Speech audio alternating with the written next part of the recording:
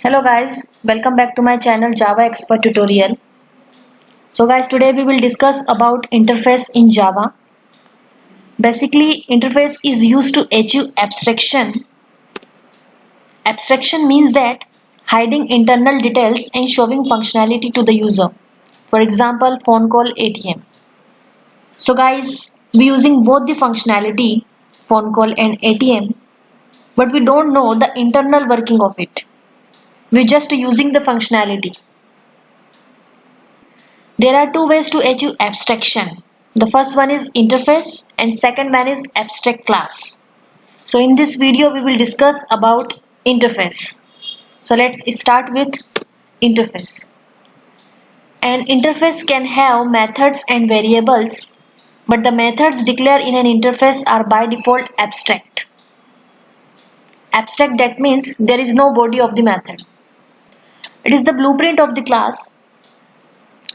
In Java 8, we can create a static and default method inside an interface.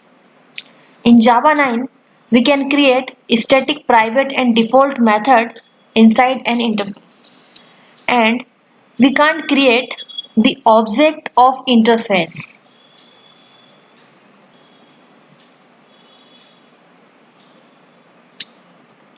So guys, this is the syntax of interface. If we have to declare an interface, we have to use interface keyword, and after that we have to define the name of the interface. Then inside the interface we have to declare constant fields and abstract methods. Why do we use interface? It is used to achieve total abstraction, that means 100% abstraction. Since Java does not support multiple inheritance in case of class, but by using interface we can achieve multiple inheritance. It is also used to achieve loose coupling. Let's see the practical example of interface. So guys, this is the example of interface. Here I declare one interface test. Inside the test interface, first I declare constant variable. Constant variable, that means the value of that variable does not change. If I remove this value, then the compiler gives compile time error. Okay. That means inside the interface, if you have to declare a variable, then it is compulsory to assign value to that variable. Now after that, I declare display method, which is abstract method. After that, I declare one default method, M1, and it is compulsory to define method body for default method. Otherwise, it will give compile time error.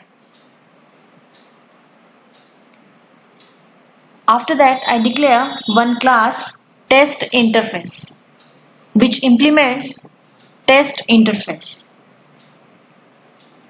That means all the functionalities which is available in interface is by default available in test interface class, because we implementing the test interface.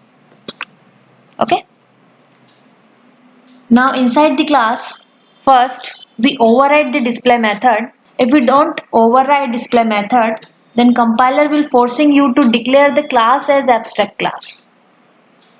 That means if you implementing an interface, it is compulsory to override abstract method.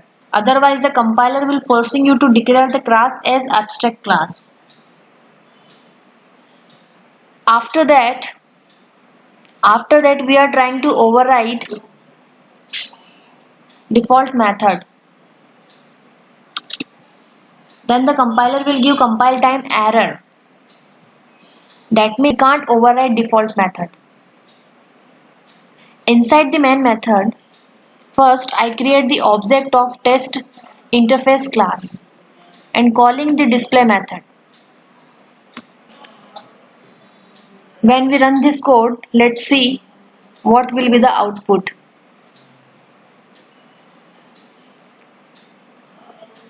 interface 56. That means the override display method execute, because we're creating the object of test interface class. That means the override method is invoked. Okay. So guys, thank you for watching this video. See you in the next video. Bye bye. Take care.